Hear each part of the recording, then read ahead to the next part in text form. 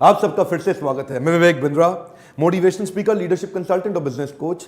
आज आपने ठीक पढ़ा, थंबनेल के अंदर छोटा सा क्विक एनालिसिस दूंगा आपको टीसीएस और इन्फोसिस के बीच में। हालांकि ये देश की आईटी सॉफ्टवेयर आउटसोर्सिंग कंपनी में ये नंबर 1 है, ये नंबर 2 है। टीसीएस 1 है, इन्फोसिस 2 पे है, लेकिन दोनों में फिर भी काफी ज्यादा अंतर है। मार्केट वैल्यूएशन के मुताबिक टीसीएस $100 बिलियन पार कर चुकी है। $100 बिलियन का आंकड़ा पार करने वाली ये पहली कंपनी है।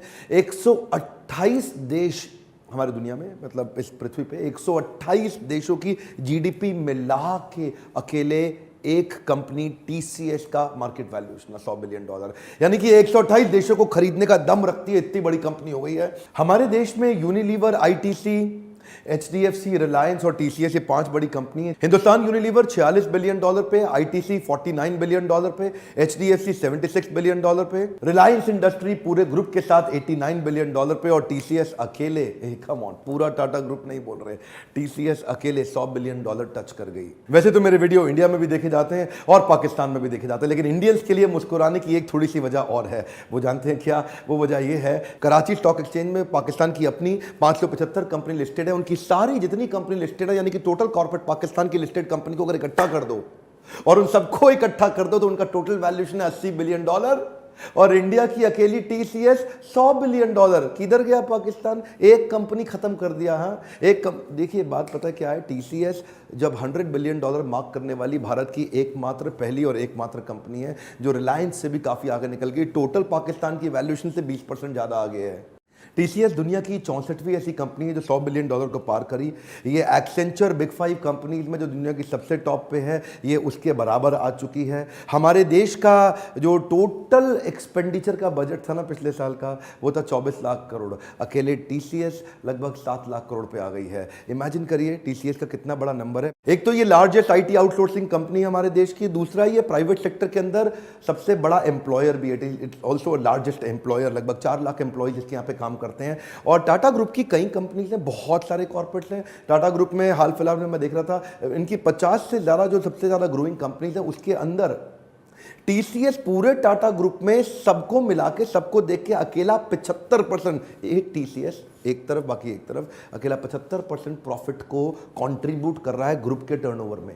46 कंट्रीज के अंदर 131 नेशनलिटीज के लोग रहते हैं, जिसमें 36% विमेन एम्प्लॉय भी हैं। जेंडर रेशियो को सबसे अच्छे तरीके से मैनेज करने वाली देश की एकमात्र कुछ लिमिटेड कंपनीज में से एक है। जो मैं आपको डिफरेंस शेयर करने वाला हूं, डिफरेंस में सबसे बड़ा डिफरेंस ये है कि टीसीएस की जो टॉप लीडरशिप है वो हमेशा ज़्यादा से ज़्यादा स्टेबल रही है। चंद्रशेखरन जो अभी टाटा ग्रुप के सीईओ बने हैं, जो हेड कर रहे हैं टाटा ग्रुप को इस समय, इनफैक्ट उनके सीईओ बनने तक, जब से आज तक 1969 से कंपनी चालू हुई, अब अपनी गोल्डन जुबली की तैयारी कर रही है, केवल 3 ही सीईओ बदले। उसके मुकाबले इन्फोसिस जो बाद में चालू हुई, लेकिन कई बार उनको सीईओ बदलने पड़े और न केवल बदले गए बल्कि ट्रांजिशन भी स्मूथ नहीं रहे। टीसीएस के अंदर लीडरशिप और पाइपलाइन सक्सेशन प्लानिंग अच्छी रहती है, इन्फोसिस में वही मामला थोड़ा कमजोर रहा। मैं थोड़ी देर में विशाल सिक्का की कहानी भी बताऊंगा। तो नंबर 1 कंपनी जाहिर सी बात है टीसीएस है, नंबर 2 इन्फोसिस है, नंबर 3 विप्रो है, नंबर 4 एचसीएल है। एचसीएल टेक्नोलॉजीज के बाद नंबर 5 पे टेक महिंद्रा है और नंबर 6 पे एल&टी इन्फोटेक है।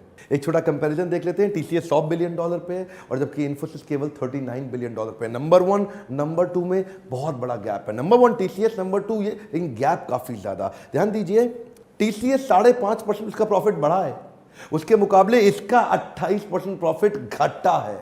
बहुत बड़ा डिफरेंस है। ध्यान दीजिए, टीसीएस इस समय फर्स्ट चॉइस एम्प्लॉयर है आईटी कंपनीज के अंदर, हमारे देश के अंदर। उसका एट्रिशन मतलब जिधर एम्प्लॉय छोड़ के निकल जाते हैं, जब एम्प्लॉय आपको नहीं पसंद करते हैं, एम्प्लॉय कहते हैं अरे बेकार कंपनी है, बड़ी पॉलिटिक्स है, अरे कंपनी फ्रेंडली नहीं है, ऐसा करके, फिर भी आप देखेंगे टीसीएस का सबसे अच्छा नंबर है, केवल 11% एम्प्लॉय उनको साल में छोड़ते हैं, जबकि इन्फोसिस जो नंबर 2 पे है उसमें लगभग 16 से 17% एम्प्लॉयज उनको साल में छोड़ते हैं। ये भी नंबर में काफी बड़ा डिफरेंस दिख रहा है। टीसीएस के लगभग 4 लाख एम्प्लॉय हैं, उधर इन्फोसिस 2 लाख एम्प्लॉय के नजदीक है।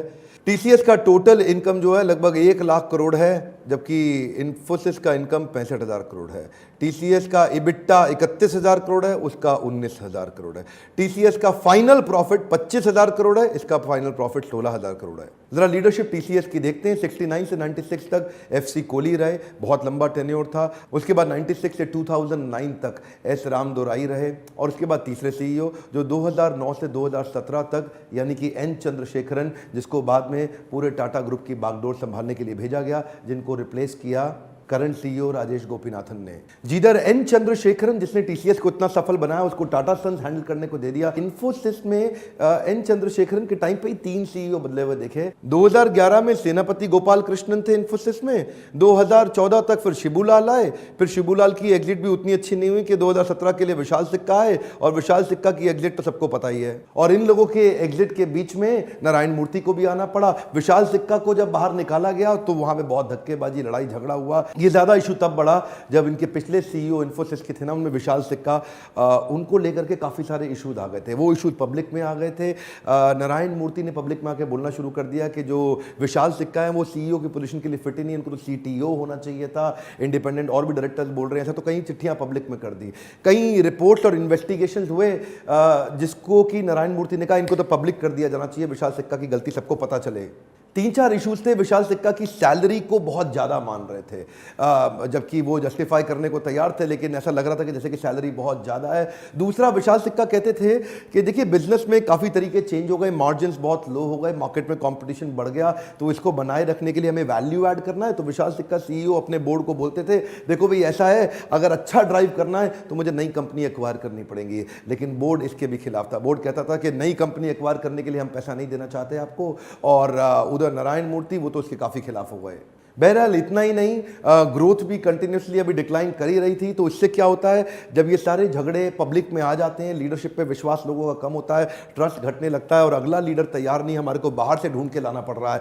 रोज मीडिया में आता था, रोज अखबार में आता था। तो उस समय जो पुराने फाउंडर थे ना इनके, नंदन नीलेकनी को वापस बुलाना पड़ा। नंदन नीलेकनी आए। जब नंदन नीलेकनी ने कंपनी को चलाया था ना, उस समय ये स्पीड बोट थी, लेकिन आज ये स्टीमर हो चुकी है। स्पीड बोट को घुमाना चलाना आसान है, लेकिन जब इतनी बड़ी स्टीमर हो गई आज इन्फोसिस, तो उसको स्पीड अप करना मुश्किल है। वही कारण है, मार्केट कैपिटलाइजेशन वैल्यूएशन के मामले में आज इन्फोसिस $40 बिलियन पे है, और टीसीएस $100 बिलियन पे। हालांकि ये नंबर 1 है, ये नंबर 2 है, लेकिन नंबर 1 नंबर 2 में गैप बहुत बड़ा हो गया। अब आपके लिए लर्निंग क्या है, आपकी अपनी कंपनी के अंदर लीडरशिप की पाइपलाइन तैयार होनी चाहिए, जिसको हम बोलते हैं लीडरशिप का फनल, यानी कि अगली पाइपलाइन तैयार होनी चाहिए। Succession planning, family run business में भी ये इशू होते हैं कि आपका सक्सेसर कौन है, आपकी पोजीशन को संभालने वाला अगला व्यक्ति कौन है। अगर आपको हर बार बाहर जाना पड़ रहा है, हर बार बाहर से आदमी हायर करके लाना पड़ रहा है, तो अंदर आपकी पाइपलाइन तैयार नहीं हो रही है। वही फर्क था टीसीएस में और इन्फोसिस में। टीसीएस की लीडरशिप ने उसको काफी आगे लेके गया। ऑफ कोर्स यही कारण नहीं है, इन्फोसिस अपने आप में बहुत अच्छी कंपनी है, बड़ी स्टेबल कंपनी है। ऐसा नहीं है कि मैं बताना चाह रहा हूं कि इन्फोसिस मतलब एक लॉस में, कि अरे बहुत प्रॉफिट भी कमा रही है। Infosys is a very good company. केवल एक डिफरेंस आज मैं इस वीडियो के माध्यम से एस्टैब्लिश